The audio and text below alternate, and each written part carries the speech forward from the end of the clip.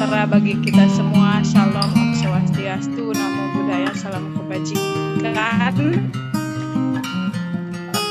Puji serta syukur marilah kita panjatkan kehadirat Allah yang Maha Kuasa, karena atas rahmatnya pada kesempatan kali ini kita dapat bersilaturahmi begitu ya, bertatap maya dalam keadaan sehat walafiat.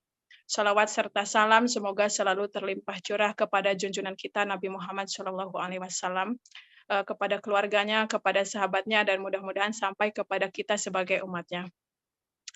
Teman-teman seperjuangan, alhamdulillah kami ucapkan terima kasih kepada semuanya yang sudah berkenan hadir. Siang-siang begini diskusi ini kekuatan konsentrasi lumayan diuji, apalagi tapi di sini alhamdulillah gitu ya, kita sudah ditemani dengan para, kalau expert takut ini sudah ditemani dengan orang-orang yang sangat sekali fokus dan konsentrasi terhadap bidangnya begitu, sehingga pada kesempatan kali ini kita dapat berdiskusi bersama begitu ya. Sebelum kita masuk pada acara inti, perkenalkan saya Sinta Dewi, saya bagian dari Pesantren Ekologi Atorik Garut. Kebetulan beberapa malam sebelumnya kami ketika makan malam dikasih tahu oleh Umi bahwa kita akan mengadakan pertemuan begitu. Kita akan belajar bersama, salah satunya dengan Pak Syihab yang alhamdulillah sudah hadir pada siang hari ini untuk berbicara sesuatu yang pas saya mendengarnya itu apa tuh Mi gitu kan. Saya langsung kayak wah, seperti apa ini? Jadi ada istilah Green Islam. Banyak sekali terminologis yang mungkin baru untuk saya. Ada kata gerakan ekologi mazhab pesantren atorik, mazhab atorik begitu. Ketika saya mendengarnya saya langsung deg-degan. Jadi langsung saja mungkin nanti kita akan mendengarkannya dari Umi dan juga Pak Syihab begitu. Kenapa kok tiba-tiba istilah ini ada dan juga muncul, dan kenapa perlu didiskusikan begitu pada siang hari ini. Jadi diskusi ini mungkin berupa diskusi series ya, Tabeta dengan Pesantren Ekologi, yaitu membangun gerakan ekologi mazhab atorik, integrasi agama, ekologi, dan kearifan lokal. Dan tema pertemuan kali ini yaitu Green Islam sebagai counter discourse dalam mempromosikan gaya hidup ramah lingkungan, studi di Pesantren Atorik Garut, Jawa Barat. Jadi sebelum lanjut juga saya perkenalkan dulu, di sini ada Umi Nisa. Umi Nisa sebagai pemimpin Pesantren Ekologi Atorik Garut. Beliau itu sangat fokus sekali, tenacious gitu, sangat fokus dalam bidang agroekologi karena beliau mempercayai bahwa ekologi itu adalah salah satu solusi gitu dalam menghadapi permasalahan lingkungan sekarang. Selama 20 menit ke depan mungkin nanti beliau akan menjelaskan tentang pandangannya mengenai agroekologi ini dan juga konsep mazhab ini. Kemudian ada juga bersama kita Bapak Dr. Ahmad Syihabul Milah MA. Mungkin sedikit CV tentang beliau. Beliau lahir di Gresik, betul Pak ya? Di Gresik. Dan sekarang beliau tinggal di Bantul, Yogyakarta. Beliau mendapatkan gelar doktor dengan jurusan sosiologi dari UGM. Dan beliau mendapatkan penghargaan penelitian terbaik ketiga Kemenag RI tahun 2019. Di tahun 2021 sampai sekarang beliau menjabat sebagai Rektor Institut Ilmu Al-Quran An-Nur Yogyakarta. Beliau merupakan seorang peneliti ya, dan sudah, jika saya review CV-nya itu sudah banyak sekali karya beliau itu, baik dalam berupa buku ataupun penelitian yang tentunya tidak bisa saya sebutkan satu persatu, bisa habis waktunya itu. Oke, baik, untuk memulai acara ini, marilah kita bersama-sama membacakan Bismillahirrahmanirrahim.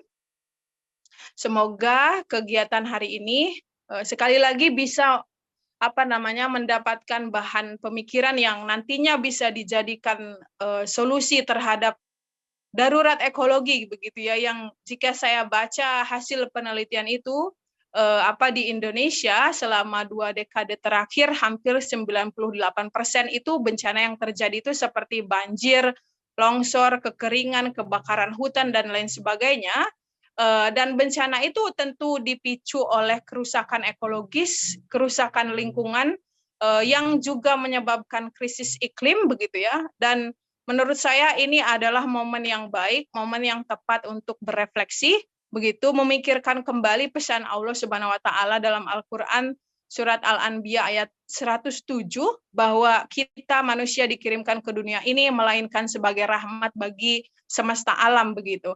Nah, sedangkan realitas yang ada sekarang yang terjadi itu mungkin sebaliknya. Kita bukan menjadi rahmat tetapi aktor utama dalam kerusakan-kerusakan tersebut gitu. Jadi menurut saya ini momen yang baik untuk jeda sejenak memikirkan apa yang bisa kita lakukan kembali gitu, karena mengutip dari Diamond dalam bukunya Collapse How Society Choose to Fail or Succeed, pilihan bertahan atau jatuh itu tergantung kepada entitas manusia di dalamnya begitu ya. Jadi ini merupakan pesan yang benar-benar harus kita perhatikan. Untuk itu teman-teman, marilah kita bersama-sama undang. Yang pertama itu dari Umi Nisa, mungkin ya selama 25 menit ke depan akan menyampaikan pandangannya dan juga pemikirannya terhadap hal-hal yang sudah tadi kita singgung. Kepada Umi, segala bentuk kehormatan kami persilahkan. Monggo Mi. Ya, bismillahirrahmanirrahim. Assalamualaikum warahmatullahi wabarakatuh. Teman-teman, ibu bapak sekalian yang hadir di satu forum maya yang diberikan kesempatan buat saya sebagai pengantar, sebagai yang punya hajat ya. Saya mengucapkan terima kasih kepada semua yang terlibat di dalam gelaran diskusi seri ini, kepada Studio Tanah Air Beta ya, kepada Mas Dr.